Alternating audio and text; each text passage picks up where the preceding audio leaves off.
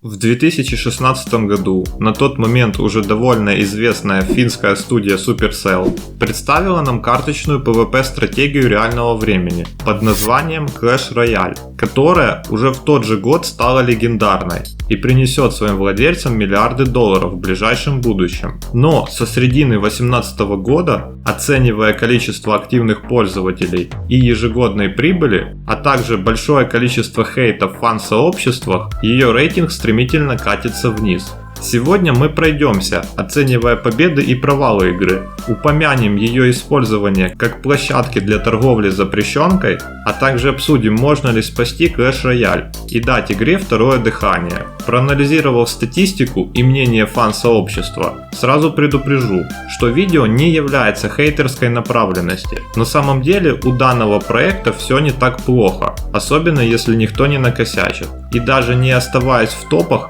игра будет приносить весьма солидный курс своим владельцам. Так что ставим лайки и пишем комментарии, а то что-то меня совсем никто не смотрит. Я впервые познакомился с этой игрой как раз в самом начале ее взлета в 2016 году. И могу смело отметить, что игра изначально вышла с очень тонко выстроенным игровым балансом.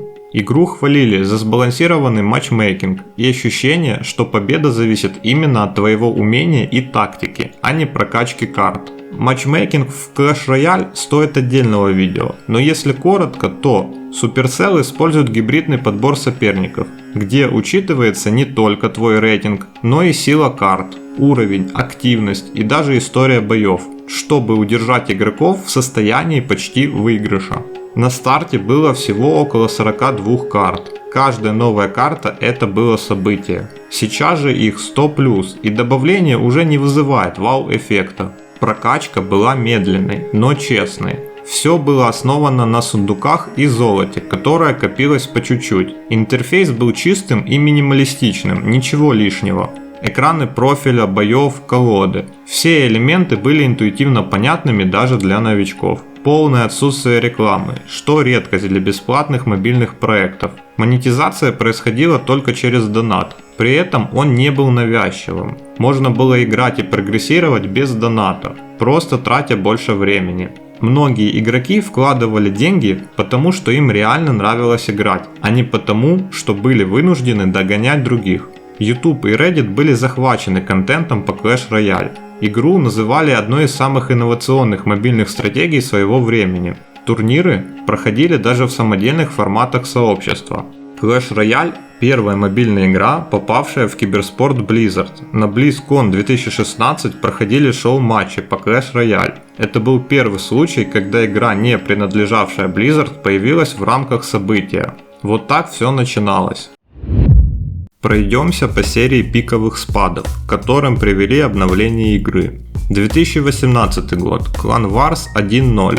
Что изменилось? Вместо старой системы кланов и дружеских боев ввели клановые войны. Казалось бы, это шанс создать регулярную активность для кланов. В чем суть? Игроки выбирали карты, 3-5 карт, и играли в бой. Победа приносит очки клану, которые продвигаются по речке в сезонной гонке. В конце сезона сундуки. Что не так? Play to Earn – ориентированная структура, мало живого соперничества. Скучные награды не стоили потраченного времени. Ограничение на колоды демотивировало.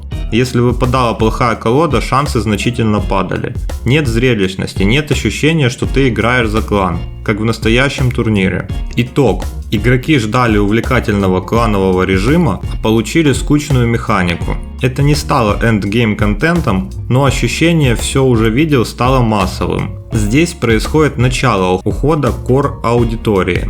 2019 год. Введение Pass Royale. Что изменилось? Добавили боевой пропуск Pass Royale. Игрок получает дополнительные награды за выполнение квестов и прохождение боев. Что хорошего? Удобный интерфейс, понятные цели, легендарные сундуки и эксклюзивная косметика. Что плохого? Жесткое разделение на платных и бесплатных. Появляется монетизация прогресса. Хочешь комфорт – плати. Появились эксклюзивные визуалы и преимущества. Раньше такого не было. Фри-то-плей игроки стали чувствовать, что значительно отстают. Как итог, спад по доходам игры был меньше, чем прошлые годы, что позволило хорошо добрать прибыли Supercell.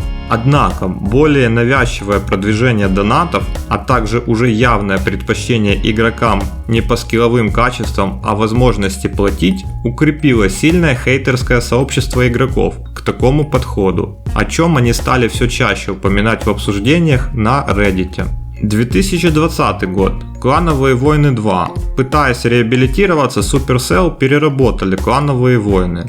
Clan Wars 2 был анонсирован как большое обновление, но получился провальным. Что добавили? Лодочные бои. Клан продвигается по речке, участвует в сражениях, мини-играх. Используется множество колод. Что пошло не так? Игроки не хотели сражаться с ботами в соревнованиях. Нудный прогресс, однообразные бои и долгая прокачка. Трата ресурсов на колоды, которые используются один раз. Никакого зрелищного PvP. Никакого реал-тайм соревнования между кланами.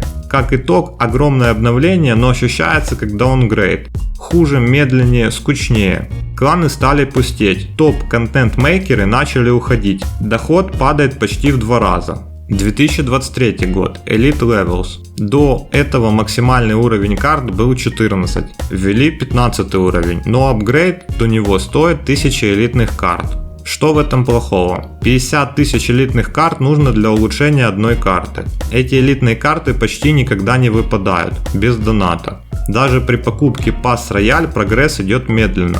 Механика сделана так, что без доната прокачка займет годы. Сообщество восприняло как платный барьер на вход.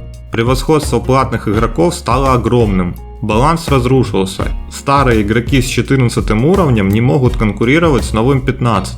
YouTube, Reddit, Twitter были завалены мемами и гневом. Даже лояльные контент-мейкеры начали критиковать. Как итог, обновление вызвало массовый отток, особенно среди постоянного ядра игроков. Игра окончательно обрела статус «донать или уходи», что привело к самому низкому доходу за все время ее существования.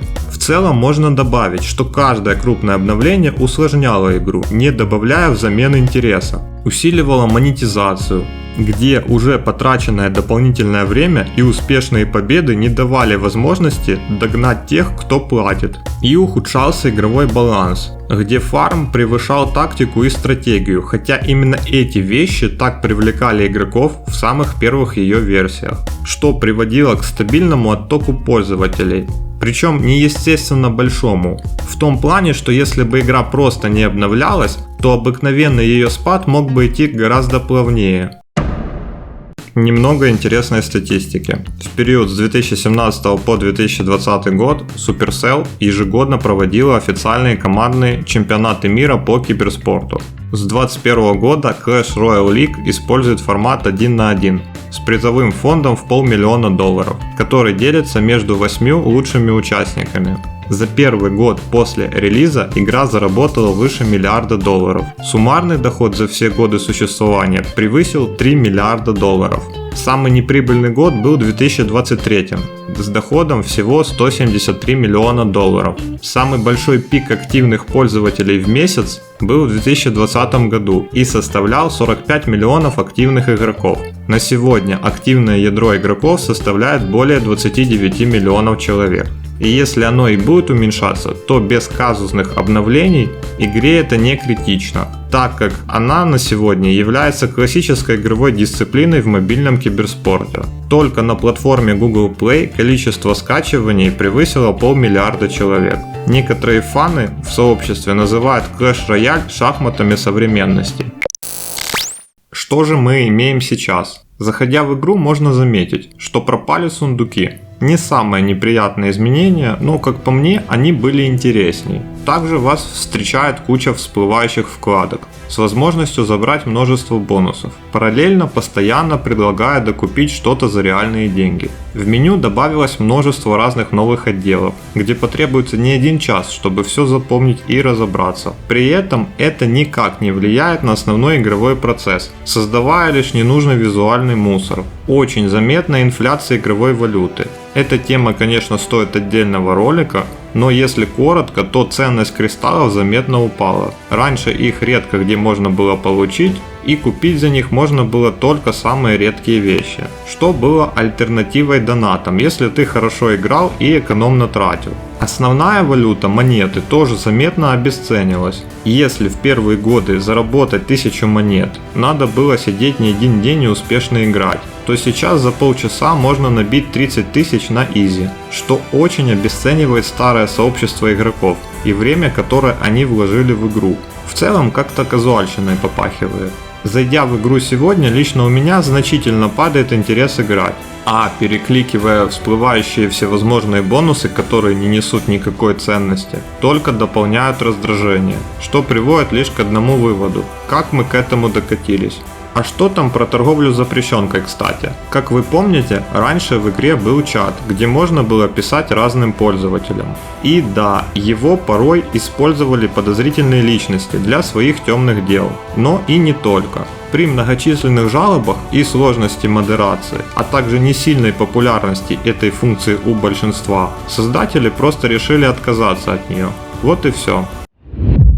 Пролистывая обсуждение на Reddit, где сидит самое большое фан-сообщество игры, я часто натыкался на мысль, которая не раз приходила и мне в голову. А что если просто откатить к старой версии игры, которой она была изначально? Возможно, слишком радикально, но видя то, что мы имеем сейчас, не самый худший вариант. Конечно, в будущем и со стороны легко говорить, но у меня есть предложение альтернативного варианта развития игры. Для начала оставить количество карт и арен. Это то основное, над чем бы стоило работать создателям игры далее. А вот в изменении игрового баланса лезть не стоило. Тут был нарушен один из главных принципов – работает – не трогай. Также стоило откатить упор с донатной системы, чтобы игроки, которые играют без них, тоже могли претендовать на топ, хоть и с большими усилиями по времени. Так как я понимаю, что инапы нужны, ведь это единственный способ монетизации, особенно учитывая надобность поддержки игры,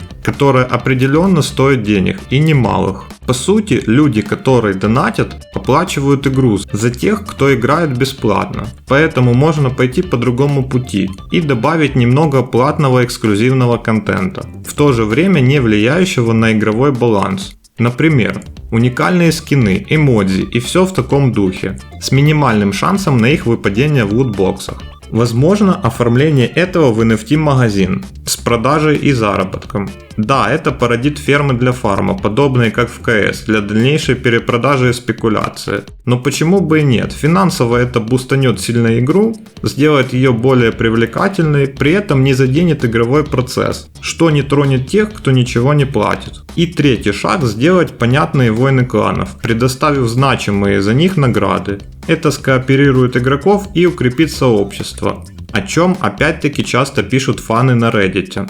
Вот и несколько простых решений, как по мне, которые могли бы вдохнуть второе дыхание в игру. А все эти всплывающие бонусы, кучу вкладок стоит убрать, как по мне, они лишь вызывают раздражение. В заключении можно подвести итоги. За последние годы Clash Royale действительно скатился. В нем стало слишком много визуального мусора. При этом у игры все еще большое многомиллионное ядро активной аудитории. Сильная инфляция внутриигровой валюты обычно говорит о том, что владельцы игры снижают свой приоритет на ее развитие. При этом постоянные турниры и прочие киберспортивные соревнования удерживают ее на сильных позициях. Так что в целом у игры не все так плохо. Скорее всего, в ближайшие годы ее ждут еще сотни миллионов прибыли. Если посмотреть глобально на всю историю игр Supercell, то проблемы с внутриигровой экономикой у них встречаются довольно часто, из-за чего многие проекты они даже закрывали. При этом с технической стороны их игры сделаны замечательно, чего стоит сравнение 1000 аналогов Clash Royale от других студий, которые из-за не очень хорошей реализации не смогли пробиться в популярности и загнулись на начальных этапах. Поэтому можно сделать вывод, что Clash Royale не умер, он просто прошел пик своей активности и теперь отдыхает на довольно обеспеченной пенсии. Прикольно было бы увидеть многосерийный мультсериал с персонажами этой игры. Если бы он выстрелил, это могло бы дать второе дыхание. А что ты думаешь о будущем Клэша? Оставляй комментарий для обсуждения. Поддержи лайком, если понравилось, и до скорых встреч.